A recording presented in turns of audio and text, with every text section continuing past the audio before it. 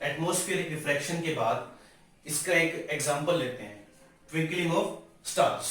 Okay, मैंने आपको बताया था एटमॉस्फेरिक रिफ्रैक्शन होता क्या है, and twinkling of star is the example of atmospheric refraction. Atmospheric refraction atmosphere में होने वाला रिफ्रैक्शन है। ठीक है, एटमॉस्फेयर के अंदर डिफरेंट डेंसिटीज की लेयर होती हैं, और जब एक लाइट उन डिफरेंट डेंसिटी की लेयर से पास होती है तो वो कभी अपने पाथ नॉर्मल से दूर चली जाएगी और कभी नॉर्मल के पास आएगी। ठीक है, तो वो एक जिगजैग मोशन करेगी। ठीक है ना, देख सकते हैं यहाँ पे the twinkling of a star is due to the atmospheric refraction of star light.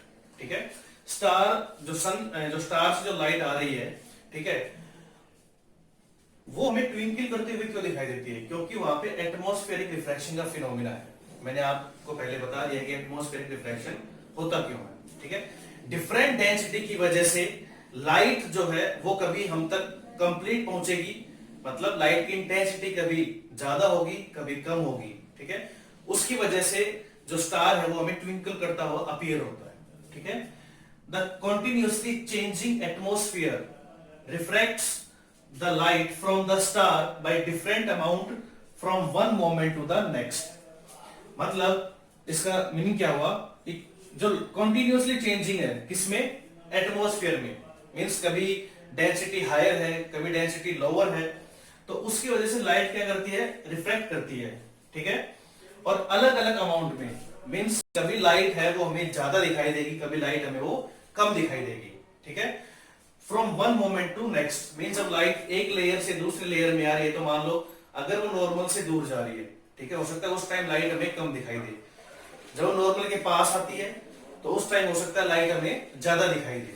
ठीक है, तो उसकी वजह से ये ट्विंकलिंग ऑफ स्टार का जो फिनोमिना है वो हमें अपीयर होता है। ठीक है, the star light reaching over eyes increasing and decreasing continuously due to atmospheric refraction and the star appear twinkle at night।